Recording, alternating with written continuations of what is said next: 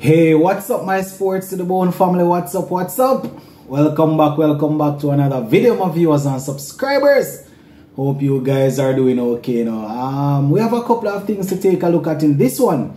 We are going to be talking about that exciting game that was played last night in the CPL between St. Lucia Kings and the Trinbago Knight Riders. The St. Lucia Kings coming out victorious.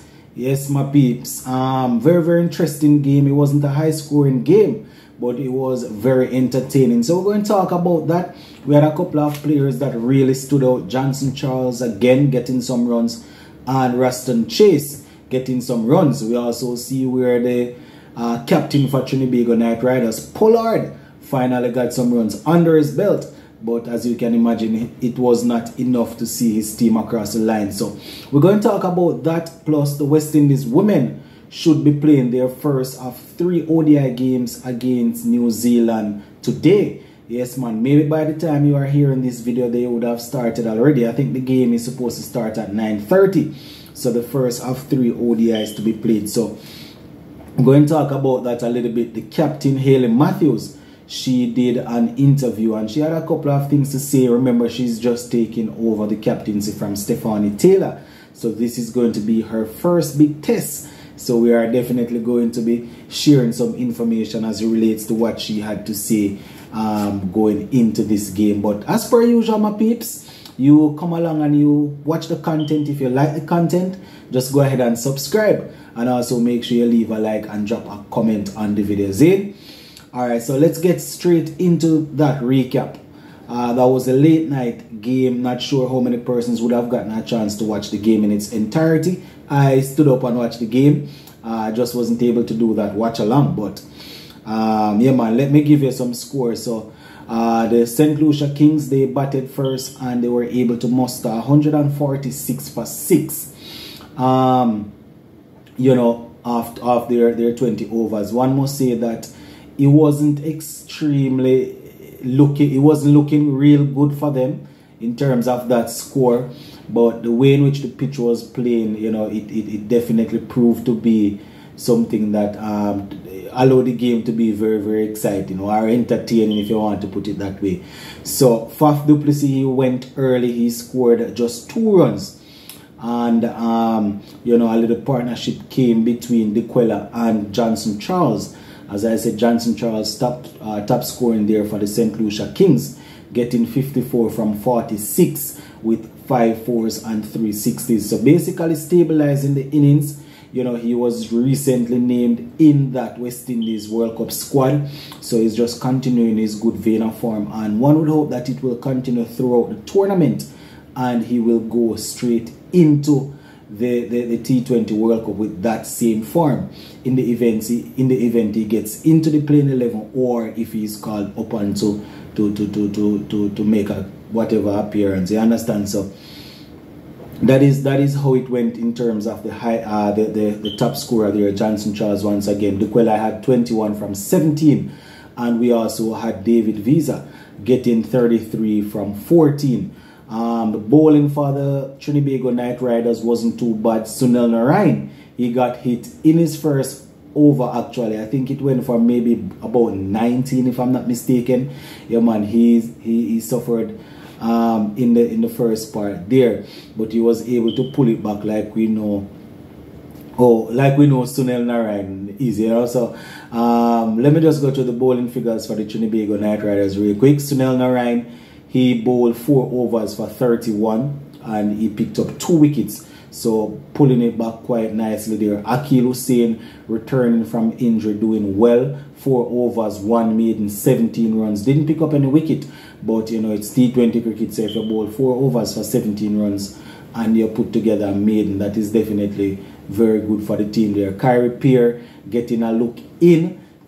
He delivered 4 overs for 23 runs, no wickets. Ravi Rampal bowled 2 overs for 10 runs and he picked up 2 wickets. Andre Russell, 3 overs cost him 22 runs and he was able to pick up a wicket there. So that is basically how things went as it relates to the bowling for the TKR, my peeps. And 146 for 6, as I said, you know, the St. Lucia Kings definitely doing their thing, definitely showing that they are a force to be reckoned with. I think they went second on the table after winning that game.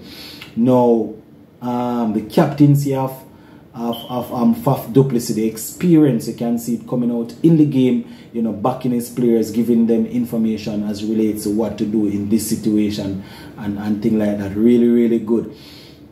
Now, where the chase is concerned, the St. Lucia Kings fielders, they weren't too good in the field. You understand, we had a couple of misfield and drop catch and things like that. So, you know, it's just good that they were able to deliver in the back end there. Now, Tim Cypher at the top there, they changed it up. They opened up with Julian and Tim Cypher, that's a TKR.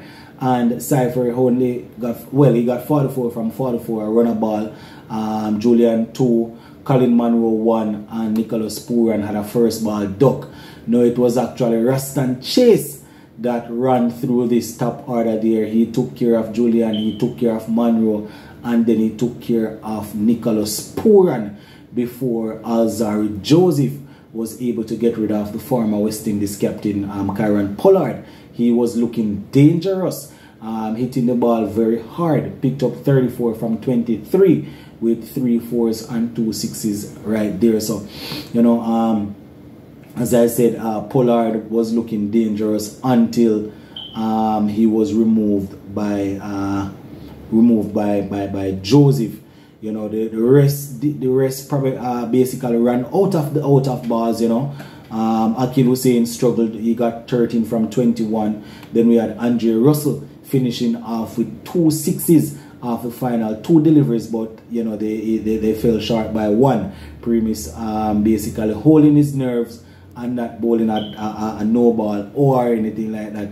You know, so Russell hitting 2 6s off the final over simply wasn't enough to get them across the line. No, he had 23 from 11. Sunil Narayan 19 from 14 not out. And basically that is how it went, my viewers and subscribers. St. Lucia Kings taking that game by a single run. Now, where the bowling is concerned, as I indicated earlier, Ruston Chase, he did well, picking up Ruston Chase bowled 4 overs actually for 17 runs, picking up 3 wickets. And not just 3 wickets, top order batsmen, right? As I told you, he got rid of Pollard and Colin Monroe. And so, you know, so he had 3 for 17 from 4 overs. Alzari Joseph, he picked up 2 for 26 from his 4 overs, while Kesrick Williams was not able to pick up any wickets. He had 2 overs for 20 runs. And, you know, Primus bowled the last over there, bowled 4 overs for 40 runs with a wicket. And David Weezer, 3 overs, 18 runs, and went wicketless. So that is basically how it went in terms of that game, of viewers and subscribers. So the St. Lucia Kings were able to secure victory over the Trinbago Knight Riders, therefore moving up to 2nd place in the table. Now, all teams have actually played 8 games except for the Guyana Amazon Warriors, who they have actually played just 6 games. But remember, they are going to have those home games. So, you know, they are going to be looking to fight back. Now, in terms of the point standing, the Royals, Barbados Royals, they are far gone. You know, they would have qualified already. So they are 14 points. In first, the Kings, they are on 8 points. Talawas third, 8 points. Patriots, they are on 6 points. Hold on, we have the let's go again. The Royals on 14 points, the Kings on 8 points, Talawas on 8. Then we have the KKR, Trinbago Knight Riders. They are on 4th with 7 points. And 5th, we have the Patriots on 6. And then on 3 points, we have the Guyana Amazon Warriors. But as I would have indicated, they have only played 3. They have only played 6 games in comparison to the 8 games that the other teams would have played. So that is how things are looking, my viewers and subscribers, going into the next phase of the CPL. So that is how that game went. So we're going to top off this video quickly with that game, that first ODI game of 3 between the West Indies women and the New Zealand women that is expected to be played today. I think they're supposed to start that game at 9:30. Now, as you can appreciate, Hayley Matthews, she just received the captaincy, was just appointed, you know, and she's looking forward to it based on what she's saying.